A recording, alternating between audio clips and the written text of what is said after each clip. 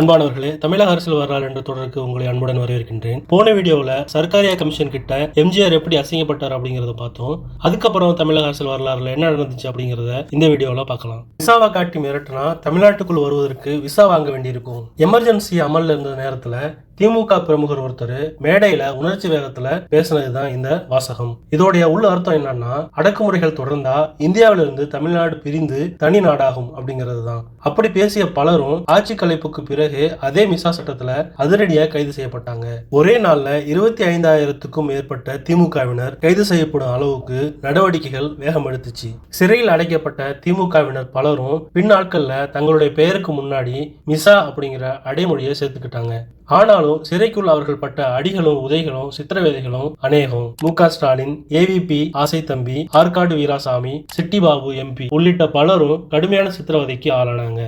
Hitler ஆகிறார் இந்திரா அப்படிங்கிற தலைப்புல கார்ட்டூன் வெளியிட்டதற்காக திமுகவுடைய முரசொலி நாளிதழுடைய ஆசிரியர் முரசொலி மாறன் கைது செய்யப்பட்டாரு. லத்திகளும் பூட்ஸ் கால்களும் அவர்களுடைய உடல்களை பதம் பார்த்துச்சு. காவலர்களின் தாக்குதல்கள் மக்களவை உறுப்பினர் சிட்டிபாவின் உடலை ரணகலப்படுத்தி இருந்தது. அடிபட்ட வேகத்துல நான் சிறையில் இருந்து உயிரோடு வெளியே வருவேனானால் நாடாளுமன்றத்தில் என்னுடைய சட்டையை கழற்றி காட்டுவேன் அப்படின்னு ஒரு காவலர்கிட்ட அவசரப்பட்டாரு சிட்டிபாபு எம்பி. இப்படி சொன்னதுக்கு அப்புறம் தான் உண்மையிலேயே தாக்குதல் தீவிரம் அடைஞ்சிச்சு. தன்னுடைய டைரியில இதை பதிவு செஞ்சிருக்காரு சிட்டிபாபு. சிறையில் நடந்த அதிகார அத்துமீறல்கள் தொடர்பாக பின்னாளில் அமைக்கப்பட்ட இஸ்மாயில் விசாரணை கமிஷன் கிட்ட சிட்டிபாபுவின் டைரி சாட்சியமாக வைக்கப்பட்டது.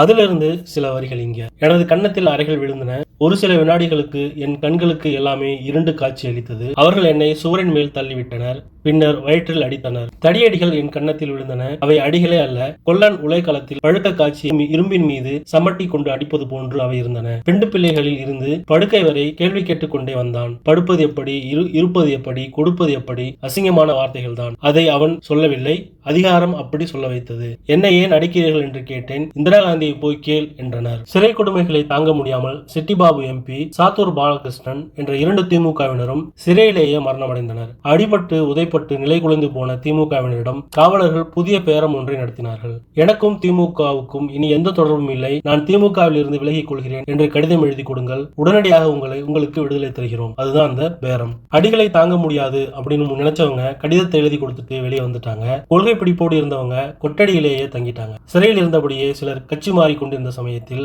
வெளியில் இருந்த சில முக்கிய பிரமுகர்கள் திமுகவில் இருந்து தங்களை துண்டித்துக் கொண்டனர். திமுகவினருக்கு மட்டுமல்ல, எமர்ஜென்சி எதிர்த்த அனைத்து கட்சி தலைவர்களுக்கும் அதே தாக்குதல் தான். கடுமையான தாக்குதலுக்கு ஆளானவர்களுள் காங்கிரஸ் தியாகி நெல்லை ஜெபமணியும் ஒருவர். 70 வயது முதியவரான அவரை அவருடைய பிறந்த நாளன்று கைது செய்து கடுமையாக தாக்கியது காவல்துறை. திராவிடர் கழகத்தை சேர்ந்த கி. வீரமணி, விடுதலை சம்பந்தம் ஆகியோரும் தாக்கப்பட்டனர். விடுதலை சம்பந்தத்தை காவலர்கள் அடித்துக் கொண்டிருந்த போது ஓடி வந்த வீரமணி அவருக்கு முதுகுத்தண்டில் ஆபரேஷன் நடந்துள்ளது, மேலும் அடித்தால் அவர் இறந்து விடுவார் என்று கூறியிருந்தார். ஆனால் அடுத்த நொடி வீரமணியின் முகத்தில் ஒரு குத்து விழுந்தது. அடுத்த நொடி அவருடைய இடது கண்ணின் கீழ் பக்கத்தில் வீக்கம் எடுத்தது. ஆபாச வார்த்தைகளால் அர்ச்சனைகளை வேறு வாங்கிக் கொண்டு சாய்ந்து போனார் வீரமணி. திமுக தலைவர் கருணாநிதியோடு காரில் செல்லும் கட்சியின் முக்கிய பிரமுகர்கள் அடுத்தடுத்து கைதாகினர். டி.ஆர். பாலு, 1000 விளக்கு உசேன், எல். கணேசன் ஆகியோர் அந்த பட்டியலில் அடக்கம். அடுத்து கருணாநிதியில் கார் ஓட்டுநர் வலுக்கட்டாயமாக பணியில் இருந்து விலகிக் கொண்டார். இதனால் கருணாநிதியின் கார் ஓட்டுநர் பொறுப்பை முன்னாள் அமைச்சர் கண்ணப்பன் ஏற்றுக்கொண்டார். பின்னாளில் அவருக்கு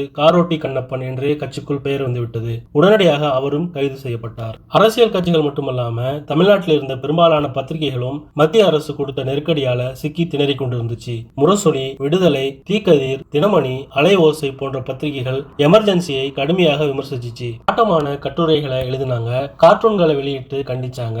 ஆனால் அந்த பத்திரிகைகளுக்கு நெருக்கடிகளும் கடுமையாக இருந்துச்சு. அந்த நேரத்துல இந்திய கம்யூனிஸ்ட் கட்சியுடைய ஜனசக்தி அப்படிங்கிற பத்திரிகை எமர்ஜென்சியை ஆதரிச்சு தன்னுடைய நிலைப்பாட்டை எடுத்திருந்துச்சு. ஆதித்தனார் மீது சர்க்காரியா கமிஷனுடைய விசாரணை நடந்ததுனால அவருடைய தினத்தந்தி பத்திரிகையில எமர்ஜென்சி எதிர்ப்பு செய்திகள் எதுவும் வெளியாகல. பத்திரிகை செய்திகளை வெளியிடுவதற்கு முன்னால் முன் தணிக்கைக்கு அனுப்ப வேண்டும் அப்படிங்கிற ஒரு உத்தரவு காரணமா பத்திரிகை பணிகள் தடைப்பட்டன.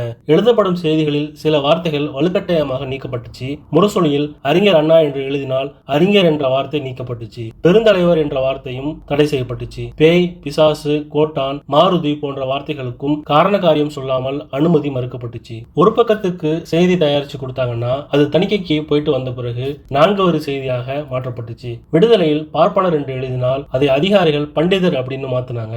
சங்கராச்சாரி அப்படின்னு எழுதினா சங்கராச்சாரியார் அப்படின்னு அப்படின்னு மாத்தினாங்க. திராவிட கழக தலைவர் மணியம்மை வழக்கமாக விடுதலை எழுதும் கடிதங்களை வெளியிட பலத்த கெடுபிடிகளை கொடுத்தாங்க அதிகாரிகள். திமுகவின் எதிர்காலம் பற்றி நேஷனல் ஹெரால்டு அப்படிங்கிற பத்திரிகை எழுதிய கட்டுரையை தமிழாக்கம் செய்து வெளியிட விடுதலைக்கு அனுமதி மறுக்கப்பட்டுச்சு. கடுமையான தணிக்கைகள் அமலில் இருந்த போதும் அவற்றை நாசுக்காக கையாண்டு தாம் சொல்ல வேண்டிய செய்திகளை சொல்லிக் கொண்டே இருந்தார் திமுகவுடைய தலைவர் கலைஞர் கருணாநிதி. குறிப்பாக திமுகவினர் மீது காவல்துறையினர் நடத்தும் கொடூரமான தாக்குதல்களை மக்களுக்கு விளக்க விரும்பினாரு. அப்போது இந்தியா வெஸ்ட் இண்டீஸ் இடையே டெஸ்ட் கிரிக்கெட் மேட்ச் நடந்துட்டு இருந்துச்சு. ஒரு போட்டியில வேகமாக வீசப்பட்ட பந்து ஒன்று இந்திய வீரர் கேக்வாட்டின் மூக்கு கண்ணாடியை தாக்கியது. அவருடைய காது மடல் கிழிந்தது. வாயில் ஏற்பட்ட கிழிசலுக்கு தையல் போடப்பட்டது. அந்த செய்தியை துணைக்கு அழைத்துக் கொண்டு முரசொலியில் கட்டுரை ஒன்றை எழுதினார் கலைஞர் கருணாநிதி. வேகமான பம்பர்களால் நம் ஆட்களின் திமுகவினருடைய கண்கள் குருடாக்கப்பட்டு காது மடல்கள் சேர்ந்து விட்டன. உதடுகள் மூடி தையல் போடப்பட்டிருக்கிறது. இங்க தையல் அப்படிங்கிறது பத்திரிகை தணிக்கை. ஆனாலும் இந்திய வீரர்கள் மடியவில்லை. பீனிக்ஸ் பறவை போல மீண்டும் எழுந்து விளையாட வருவார்கள். இப்படி எழுதியிருந்தாரு கலைஞர் கருணாநிதி. மத்திய அரசின் அடக்குமுறையிலிருந்து திமுகவை காப்பாற்ற வேண்டுமானால் கருணாநிதி தலைவர் பதவியில் இருந்து விலக வேண்டும். பண்ருட்டி ராமச்சந்திரன், நடிகர் எஸ். ராஜேந்திரன் உள்ளிட்ட சிலர் கருணாநிதிக்கு எதிராக போர்க்கொடி தூக்குனாங்க. முக்கியமா நடிகர் எஸ். ராஜேந்திரன் பகிரங்க அறிக்கை ஒன்றை வெளியிட்டு சர்ச்சையை கிளப்பினாரு. கட்சிக்கு ஆபத்து ஏற்பட்டுள்ள சூழலில் தலைவர் பதவியில் இருந்து விலகும் பேச்சுக்கு இடமில்லை அப்படின்னு சொல்லிட்டாரு கலைஞர் கருணாநிதி. அதன் தொடர்ச்சியாக சில முக்கிய பிரமுகர்கள் திமுகவில் இருந்து ஒதுங்கிக்கிட்டாங்க. பண்ருட்டி ராமச்சந்திரன் உள்ளிட்ட சிலர் எம்ஜிஆருடன் நெருக்கமானாங்க. சிலர் கட்சியிலிருந்து ஒதுங்கி இருந்து கொண்டு எந்த பக்கம் சாய்வது அப்படின்னு சந்தர்ப்பம் பார்த்துக்கிட்டு இருந்தாங்க. எனினும் கட்சியில் இருந்த கருணாநிதி அதிருப்தியாளர்கள் கணிசமான அளவுல வெளியேறிய பிறகு தலைமை மாற்றம் குறித்த பேச்சுகள் அனைத்தும் அடங்கி போச்சு.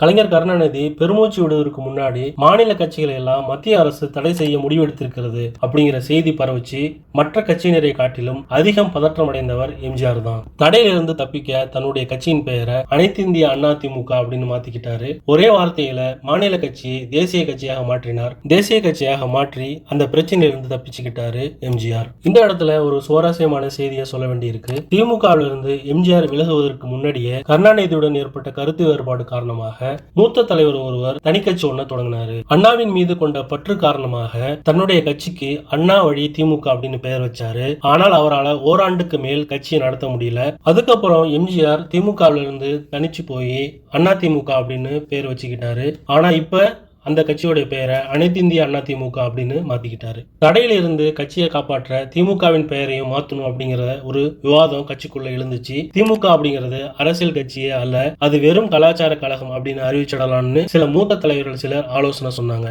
ஆனா மத்திய அரசோட மிரட்டலுக்கு பயந்து கொண்டு கட்சியின் பெயரை மாற்ற தேவையில்லை அப்படின்னு திட்டவட்டமா சொல்லிட்டாரு கலைஞர் கருணாநிதி. உண்மையிலேயே மாநில கட்சிகளை தடை செய்வது பற்றி எந்த ஒரு சட்டமோ அறிவிப்போ மத்திய அரசிடமிருந்து வரவே இல்லை. ஆனா எம்ஜிஆரோ கட்சியோடைய பெயரை மாத்திக்கிட்டாரு. அதோடு மட்டுமல்லாம பம்பாயில் நடந்த பாசிச எதிர்ப்பு மாநாட்டுல எம்ஜிஆர் இப்படி பேசினாரு. எப்படின்னா, இந்தியாவில் உள்ள மாநில கட்சிகள் மக்களிடையே நிலவும் ஒற்றுமையை சீர்குலைக்கவே வழிவகுக்குது. இவங்க நாட்டின் பிரதான ஓட்டத்தில் ஒன்றிவிட வேண்டும் அப்படின்னு பேசியிருந்தாரு. இதுக்கப்புறம் தமிழக அரசியல் வரலாறுல என்ன நடந்துச்சு அப்படிங்கிறத அடுத்த வீடியோல பார்க்கலாம். நன்றி, வாழ்த்துக்கள்.